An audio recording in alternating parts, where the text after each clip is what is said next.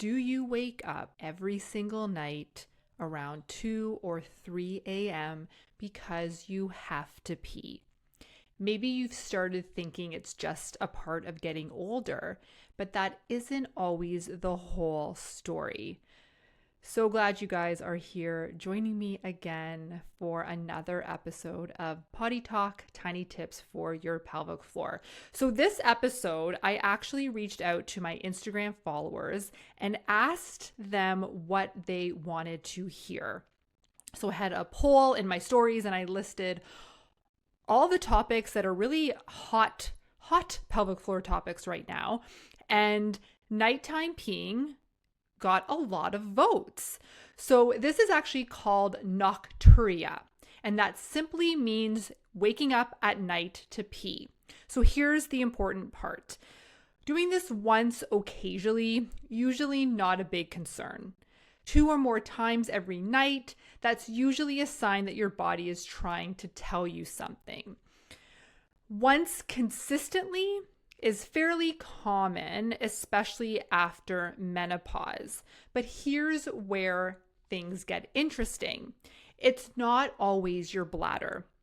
It could be bladder habits, pelvic floor tension, which we've talked a lot about in past episodes, drinking habits, hormones, sleep quality, an overactive bladder, constipation. So this is something I do see a lot. Women say every night around 3 a.m. I wake up and I automatically go pee. But here's the question. Was it your bladder that woke you up? Or did you wake up for another reason, then notice your bladder? So I'm in perimenopause right now.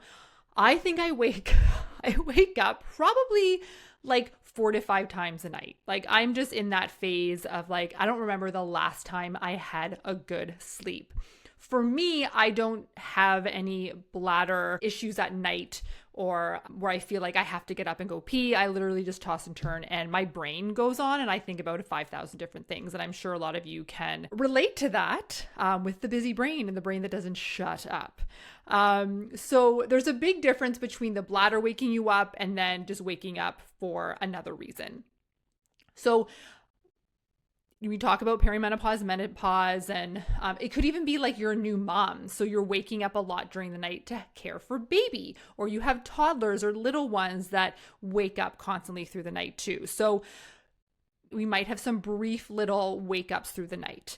However, if you have trained yourself to check your bladder every time you wake up, your brain starts to connect. Wake up and pee. It becomes a habit. And it's very similar to the just in case pee. And we had that episode back a few episodes ago talking about the just in case pee, which is a habit that we start to do as women. The just in case pee. Oh, I'm leaving the house, so I'm going on a long car ride, right? So your bladder might not actually be full. It's just your brain has simply learned that routine. So let's get into our tips. So tip number 1, don't automatically go every time you wake up. Okay, so this is kind of the same training as the just in case pee. So next time you wake up during the night, ask yourself, am I actually uncomfortable? Or am I just awake? So is my bladder throbbing and I have to pee so badly? Or am I just awake and I'm just thinking, oh crap, now I have to pee?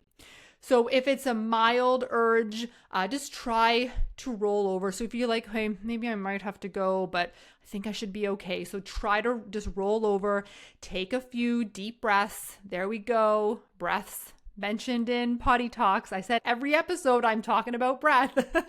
And then just see if you fall back asleep.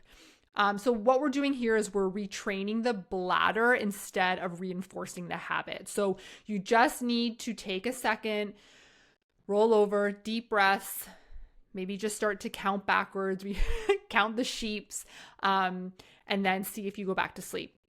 Now, obviously, if your bladder is genuinely feeling full, then pee. But we all know what that feels like. We know what it feels like to have a full bladder. We know what it feels like where it's like, oh, I really, really have to go. So always just take a second to pause and think, am I doing this just in case? Am I doing this just because I woke up? Or do I actually have to pee really, really badly? Tip number 2 is look at your evening habits. So look at when you're consuming liquids in the evening. So we're not stopping water completely, right? That's a big no-no. We need water. We need to hydrate. But instead, ask yourself, how much am I drinking before bed? Am I drinking the majority of my fluids at night instead of throughout the day? Sometimes that happens when you're like so busy and you're go, go, go. And then you're like, oh my God, I haven't had anything or any water to drink all day. I better just drink it all before I go to bed. Am I having caffeine late in the day? So this could be coffee. This could be pop. This could be an energy drink. I don't know. When are you drinking these caffeinated beverages? Are you having them just in the morning, or are you more frequently having them throughout the day? And then another thing is, am I having alcohol in the evening? So wine, a cooler. It's the summer now, right? We're having those summer drinks. So is that happening mostly in the evening?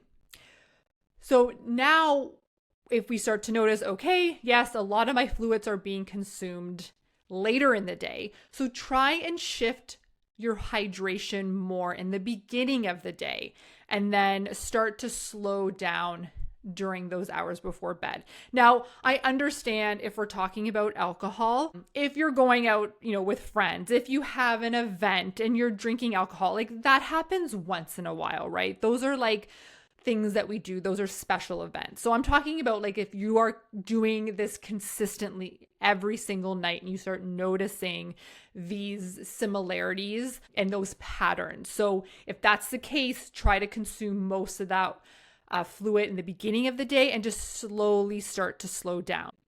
These lifestyle changes, like evening fluid timing, can definitely help with that full bladder at night. So it's something you might not consider and something to take a look at. Okay, tip number 3, we have to think about our pelvic floor and not just our bladder. And it surprises a lot of people that the pelvic floor, one of its jobs, and we've talked about this in past episodes, is sphincter control. So is your pelvic floor holding too much tension? And if your pelvic floor is holding too much tension, your bladder could feel more sensitive. So you can maybe feel more heaviness, more urge when you have that tension in your pelvic floor. So this can start to create urgency and frequency. And when we look at bladder tension, what that means is your bladder is always on. It never gets to rest. It never has that relaxation. So if it's always on and you have a full bladder, the muscles can't hold that bladder as much as they could if you had more functionality to your pelvic floor. So if there's tension there, you're always going to feel that need to empty. You're going to have that frequency, that urgency to feel like you always have to go. So if you're dealing with that urgency, that leaking, constipation, and pelvic pressure, it could be symptoms of a pelvic floor that is too tight. So that pelvic floor that is always on. Okay. Good practice to go get assessed from a pelvic floor physiotherapist, because this will give you that weight off your shoulders and just have more of an understanding of how your pelvic floor is functioning, the integrity of those muscles. Are they too tight? And if they're too tight, then that could be why you have that urgency at night and that feeling like you always have to go. If you have not had an assessment with the pelvic floor physiotherapist, I highly, highly recommend that. It will just give you so much more insight to your pelvic floor health.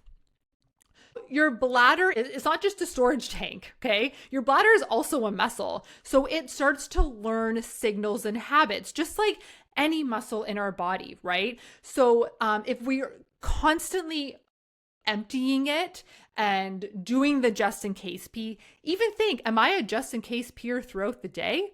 Then you're probably just in case peeing at night, right? So just think of those trends that you're doing, those habits that you're doing that could be contributing to this frequent nighttime peeing. If you're someone in perimenopause or menopause, hormonal changes can absolutely play a role in nighttime peeing. So lower estrogen can affect the bladder, it can affect the urinary tract, and it can also affect the pelvic floor tissues. So making urgency and nighttime trips more common. That doesn't mean you have to live with it. There are a lot of strategies that can help, and a lot of the stuff we talked about in tip 1, 2, and 3, and definitely going to get a pelvic floor assessment. So there are ways you can do, but you might have never experienced nighttime peeing before and then starting to experience now as you have those hormonal shifts. So definitely something you should also consider as well, and talk to a healthcare professional to get more insight on that. Even a pelvic floor physiotherapist.